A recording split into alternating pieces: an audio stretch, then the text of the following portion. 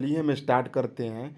Integrated farming system, definition, concept, component and benefit के बारे में पढ़ेंगे। चलिए सबसे फर्स्ट में हम डिफिनीशन पढ़ते हैं। इंटीग्रेटेड फार्मिंग सिस्टम होता क्या है? Integrated farming system is a farming approach that combines different agriculture enterprises such as crops, livestock, fisheries, poultry to maximize productivity and sustainability। देखिए, इंटीग्रेटेड फार्मिंग सिस्टम, इंटीग्रेटेड का मतलब होता है इंटीग्रेट, यानी सभी को एक साथ। इंटीग्रेटेड का मतलब होता है एक साथ।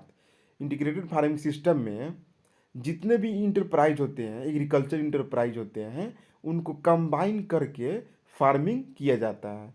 Crops, livestock, fisheries, poultry, इन सभी को कंबाइन करके हम फार्मिंग करते हैं। उसको इंटीग्रेटेड फार्मिंग सिस्टम कहते हैं, जिससे प्रोडक्टिविटी मैक्सिमाइज हो जाती है और सस्टेनेबिलिटी सस्टेनेबिलिटी भी इंक्रीज हो जाती है। उसके बाद हम पढ़ेंगे ऑब्जेक्टिव क्या होता है। इसमें एफिशिएंट रिसोर्स का यूज कर सकते हैं, फार्म इनकम इंक्रीज कर सकते हैं, क्योंकि बहुत सारे इंटरप्राइज है। एक फेल होंगे तो एक दो और रहेंगे, जिससे इनकम इंक्रीज हो सकती है। रिस्क रिड्यूस हो जाएगी, क्योंकि वेरियस इंटरप्राइजेस है। सॉइल फर्टिलिटी भी मेंटेन हो जाएगी। क्रॉप के साथ लाइव स्टॉक ग्रो करेंगे, क्रॉप के साथ लाइव स्टॉक ग्रो करेंगे, जिसे क्रॉप्स के साथ लाइव स्टॉक हो गया, फिशरीज हो गया, पोल्ट्री हो गया। तो हम पोल्ट्री से जो गोबर मिलेगा उसका यूज करेंगे, तो फर्टिलिटी सॉइल की मेंटेन हो जाएगी। उसके बाद कंपोनेंट के बारे में पढ़ेंगे।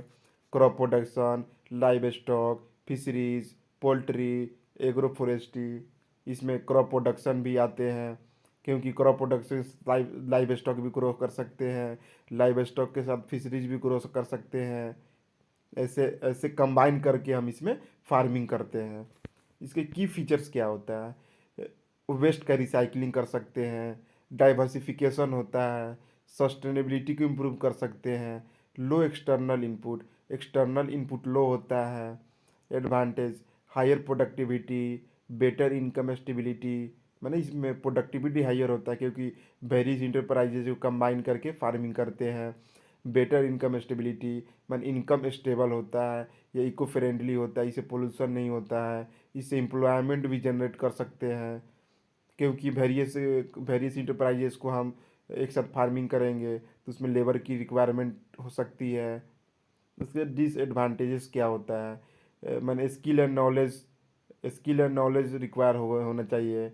इनिशियल इन्वेस्टमेंट इनिशियल इन्वेस्टमेंट कम है।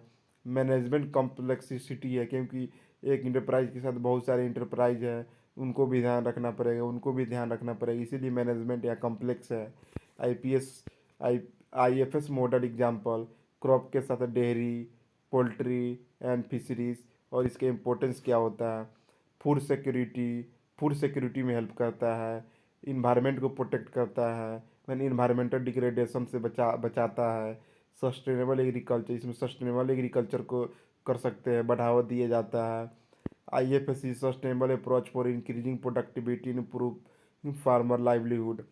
आईपीएस एक सस्टेनेबल अप्रोच होता है, जिसमें हम प्रोडक्टिविटी को इम्प्रूव कर सकते हैं और फार्मर लाइवलीहुड है उसको भी इम्प्रूव कर सकते हैं।